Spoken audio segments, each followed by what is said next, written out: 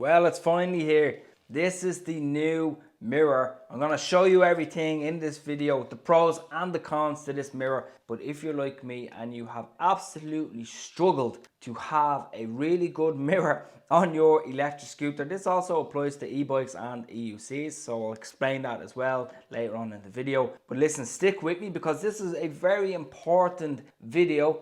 And by the way, I'm going to tell you the link to this is below if you want to go and have a look at it, and it does support the channel. So let me tell you a few more details about this new mirror that, okay, it looks a bit funny. So let me just show you the mirrors that I have previously tried on my electric scooter. So one of the first mirrors that I did try was these typical mirrors here.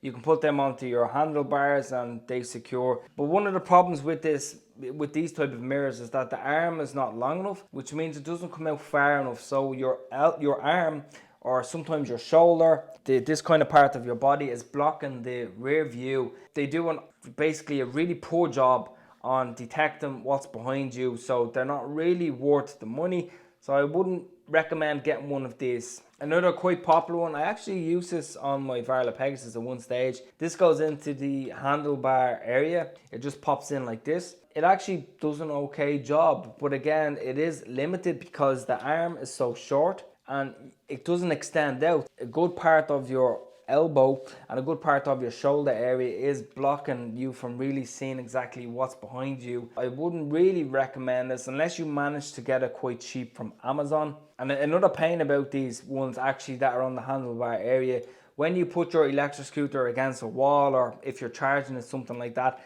the mirror can easily become knocked out of place. It can become damaged. Again, as a last resort, I'd probably consider either of these mirrors. Now, another one that I have to show you is actually this one. This is I'm going to explain why the mirror isn't actually on this anymore.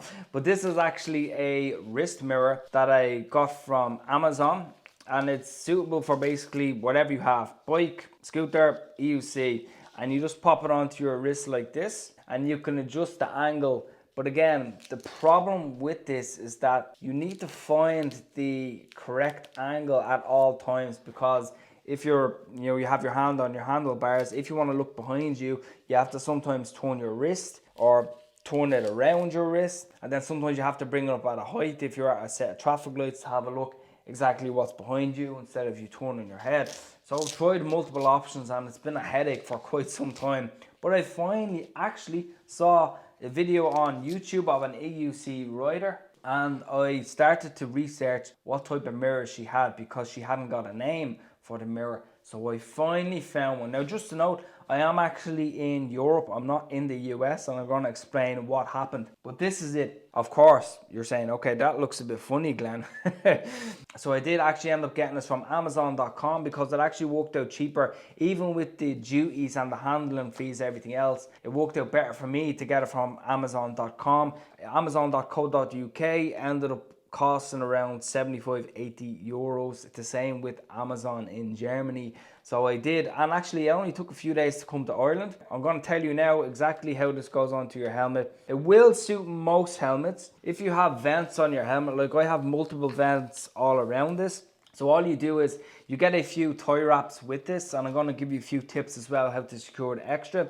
But if you can see here, you have this arm here on the actual mirror itself. Now the arm attaches to the mirror, obviously. It's kind of like a ball point here. It just clips in when you buy the mirror. So you just snap that in, and you can put the tie wraps around the vents area. So you can see there, it's quite easily done. And I actually have another tip here is I have some insulating tape here to help secure it.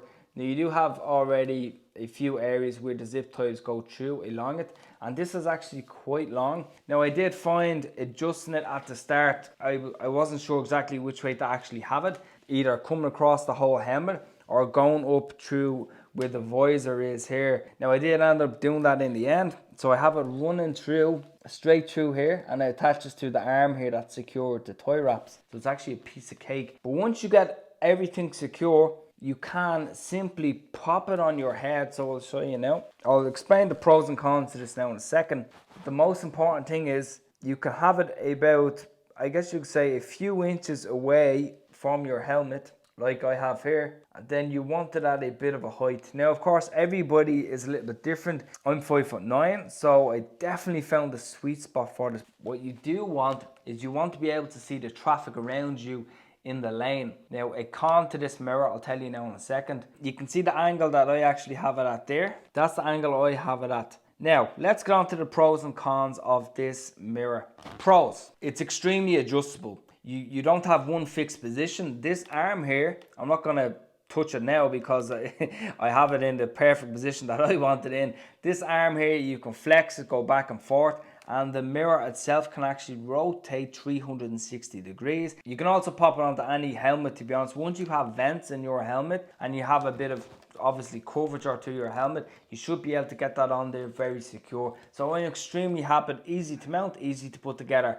Let's go on to a few of the cons. Okay, the price of this, it's not cheap like what I was saying at the start of the video. And sometimes when you buy cheap, you end up buying twice. I had a look at many reviews already on this mirror. People said it's the best mirror they ever got. So I said I'll take a gamble on it, and it has paid off. But for some people, they can't afford it. I understand that. It's probably a good idea to maybe save over time, and you can get an awesome mirror like this. Now, you might be wondering, why do I have insulating tape around this area and insulating tape here? When you are riding, there was a tiny bit, I mean a really small bit of vibration coming from the mirror. So I actually just, to make it more firmer, where it mounts onto the arm here, I just have insulating tape just wrapped around there, and there's literally no wobbling now. I can't explain to you how much of a game changer this mirror is. But another con to it, when you do get the mirror that comes with this is actually flat, which is a problem, because with a flat mirror, you can't really see anything at all. It's so magnified and it's so up close. So what did I do? Remember, I was telling you this was one of the wrist mirrors that I had, but the mirror on this was a wide angle mirror that was actually just stuck on with Velcro. What did I do? Well, I took the mirror off that. I used some double-sided tape and I popped it onto the flat mirror surfaces, wrapped insulating tape around it, so it's not going to fall off. No issues whatsoever there. And as soon as I done that, it was like, I done it. I finally found something that I can actually see. I don't have to turn my head constantly worrying about what's behind me. It's such an investment in your own safety. But again, another con to this would of course be, it looks a little bit funny. Okay, I admit, I don't think it looks cool by any means whatsoever. But I think over time you'd get used to it. You'd really not care what people are thinking, like what's attached to your helmet, because at a distance it does look a little bit funny. Like I've so many things. I have the mirror now, I have the camera here, I have the light here, I have the goggles here, I have the reflectors here on the back as well. But of course, the looks, it doesn't really bother me anymore. It's definitely 100% of a game changer. One other small con, and then I'll tell you my conclusion on this. One other small con on this mirror is, of course, when you are taking it off your head and putting it down, just put your helmet completely flat. Don't put your helmet to the side, upside down or anything like that, because you don't really want to move the position of this. Although, like, it is, I'll actually shake the helmet now and I'll show you what it's like. But of course, you want to keep it at the position that you found it at the best. You can adjust it very easily by just like moving these points here, which is not a bother. But just try and just put it flat so you won't have to constantly adjust it when you pop it on your head. Like what I was saying, it's quite secure. When you're going like really speed, really bumpy road, you can see there's no flex at all in the mirror.